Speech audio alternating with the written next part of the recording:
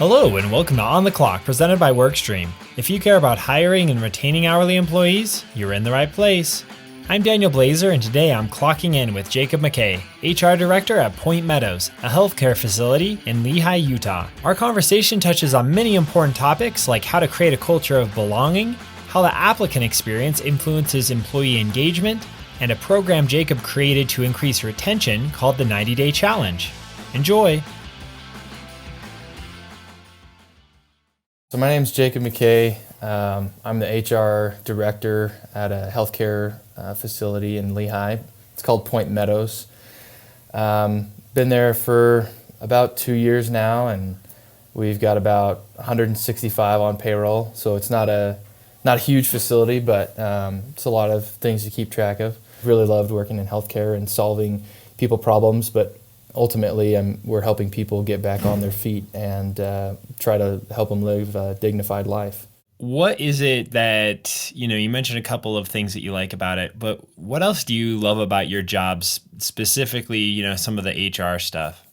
I actually enjoy when there's like employee conflict, when there's like an interpersonal conflict that I'm involved in or that I need to help work out.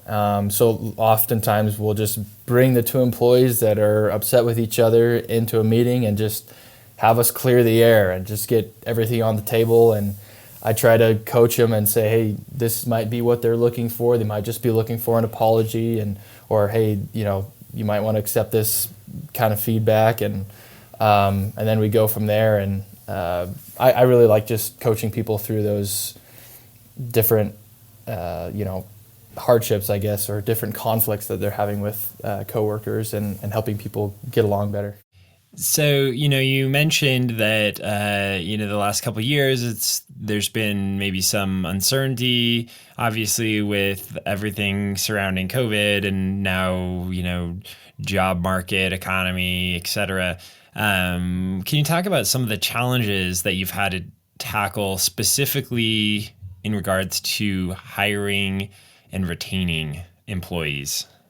Looking at a bigger picture, when the pandemic hit and a lot of people had to start working remotely and the workforce in general was just changing, I think a lot of the power shifted from the employer to the employee, whereas now people are starting to realize, hey, if I don't like my pay, if I don't like my benefits, or if I don't like just my manager or something, I can easily move to another job because literally everyone is hiring. Like you walk into any business, you drive down the freeway, everyone has a "we're hiring" sign up, and so the employee, everyone is realizing we have more control over that. So we have to figure out, or we're still figuring out what is going to help people really stay, and so something that we've learned and that we're still learning is just how to make more personal connections with people. Because when people feel like they have friends that they're working with or family, then they're not going to leave their family, or they're not going to, leave their best friends behind. And they feel a little more, I want to say, obligated to stay and to help the team out. Yeah, it makes sense. That sense of kind of belonging, or, sense of, like you said, working, that you're part of a team. There's always going to be another job that might pay a little bit more, but if it comes at the expense of, your mental health or some of those things, that's I feel like changes the equation. Yeah, and we don't necessarily expect people to be like best friends and, go out to the movies or together or something after work.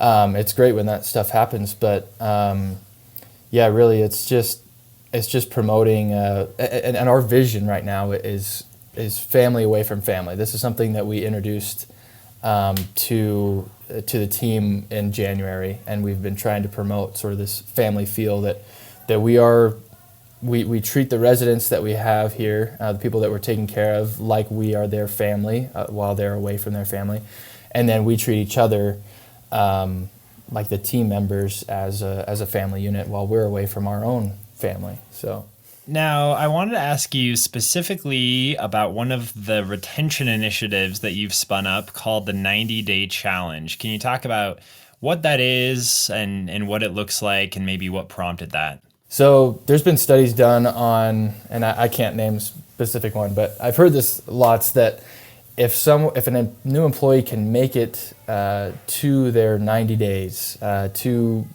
3 months of employment, then their likelihood of staying with the company just skyrockets, and they're going to stay a lot longer than that. So we really focus in on those first 90 days, and so each of our managers reaches out to an employee when they make it to their week. So when an employee makes it to week 3, we have our executive director take them out to lunch or give them a gift card at least to go to lunch, and they try to make that personal connection. Or our maintenance director on week 8, he helps them look at a roadmap of, hey, this is where you are right now, where do you see yourself in 10 years from now, 5 years from now, even just a year from now, and let's talk about how we can help you get there.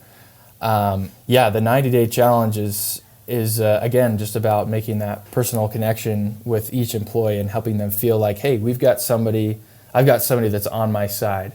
I've got somebody who's there to look out for me, and that made a huge difference for me when I was a new employee. Right, like I remember my manager took me out at least a few times in the first week or so, just to maybe, hey, let's go grab a shake, or hey, let's go to lunch.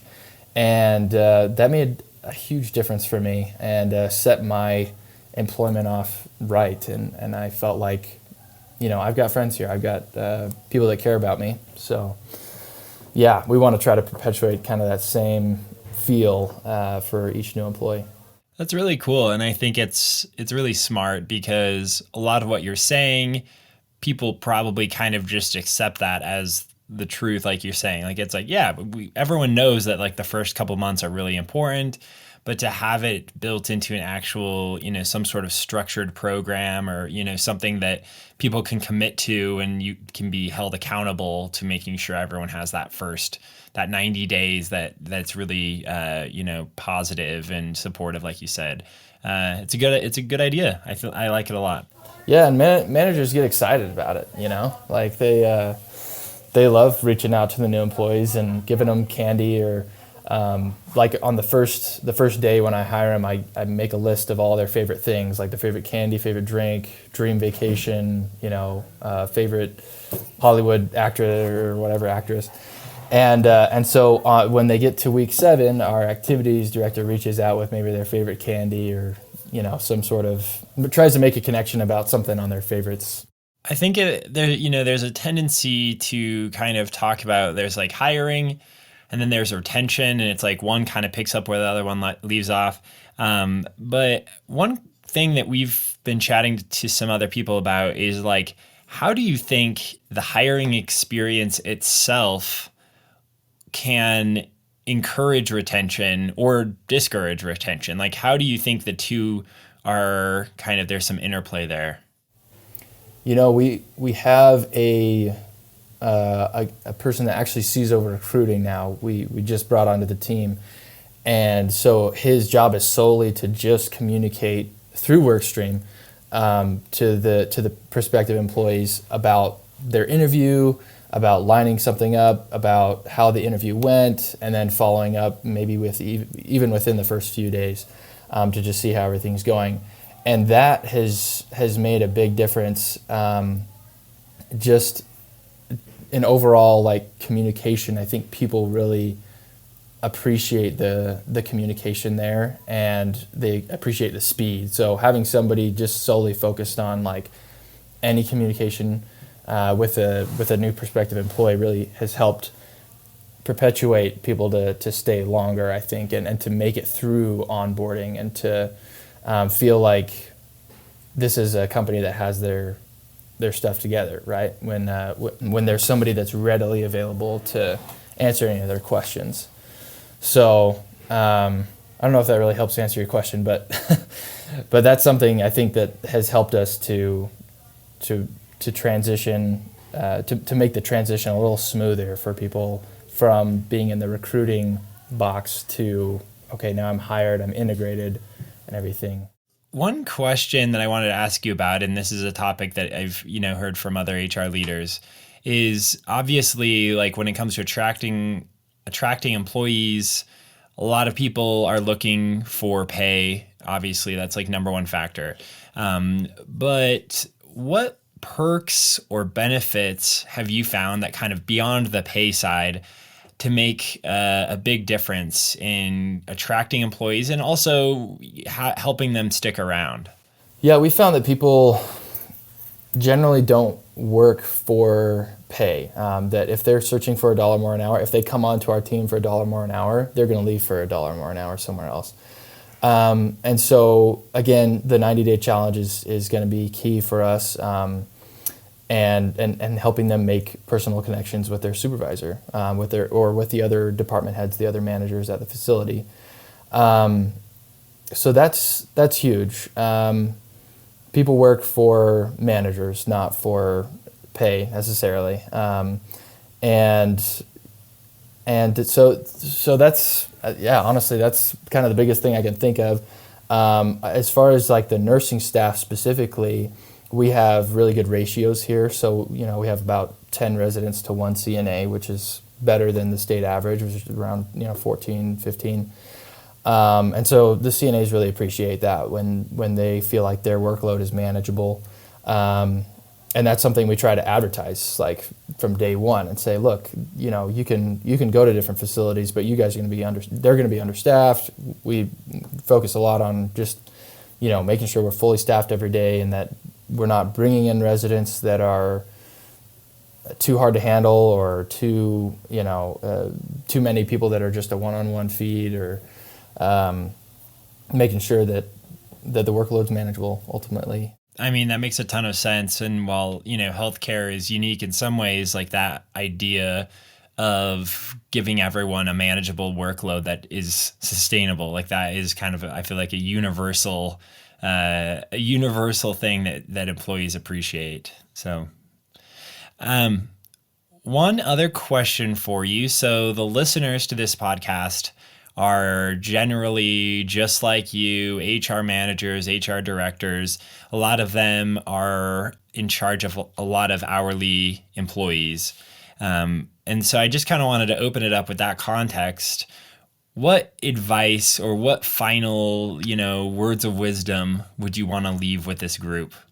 Just thinking back to my first, my experience getting hired, the person who was reaching out to me actually knew my dad, and he made a call to my dad before he even talked to me about the position. He said, "Hey, I think your son just applied to work for us here."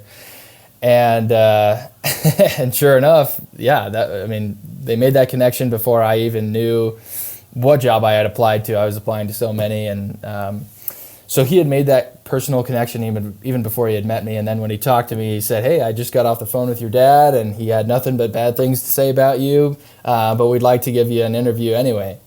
And I was just like, "What? Who is this guy?" And he had really done his research on me and made me feel like $1 million.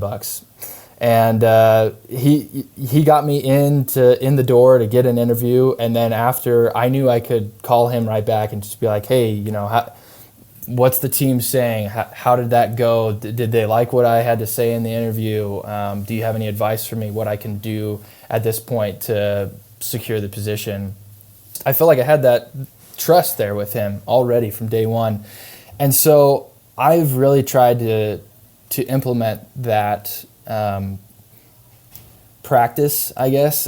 Maybe I don't go as extreme as he did and call people's parents before they come in, but I do try to make a personal connection. At least, when they walk in the building, try to shake their hand, look them in the eye, talk to them how their day's been going, how to go finding the place, and "Oh, you go to this high school, do you know this person?" Or I don't know, just try to find something that you can connect with the person on, and go from there. Because at the end of the day, we're all people, right? Like we got to treat each other like that. So even when we're in the workplace and when we're doing hard work, we got to remember that everybody has challenges, everybody has crazy things going on in their lives, and when you feel like you have a trustworthy friend, or at least an associate, then it makes a huge difference just in your day. And even if the position doesn't work out, you still have a positive image, a positive feel in your mind of Point Meadows or the whatever business that you're working for. And so if you are going to talk to somebody else about your application process, then you're going to have positive things to say about it. And so it just snowballs and it just grows bigger and bigger. So I can't stress the importance of just treating people how they expect to be treated. And that's, the golden rule, I guess, for me, is something that's on the back of my mind. Okay, how are they expecting to be treated right now? What's kind of their personality? Am I pushing too hard, or am I, doing it just right? So you just have to feel that out, and hopefully those things work out and that you're able to make those connections, and then help the other managers to do the same and to make those other personal connections. So thank you so much for your time and sharing your experience and some of your perspectives. I really appreciate it, and I think our audience will too. No problem. Yeah, thanks for having me.